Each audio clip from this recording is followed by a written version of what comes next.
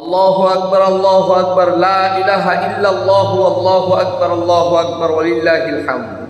হ্যাঁ ভাই, এটি হচ্ছে তাকবীরে তাশরিক।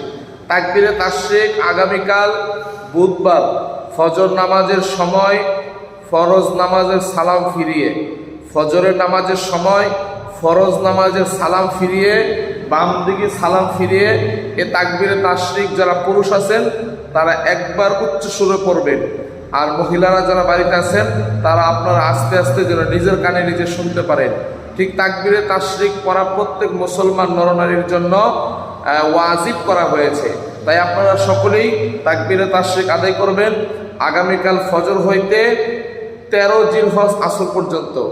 আগামীকাল ফজর হইতে 13 জিলহজ আসর পর্যন্ত, অর্থাৎ রবিবার আসর নামাজ পর্যন্ত এ তাকবীরে তাশরিক আদায় করবেন।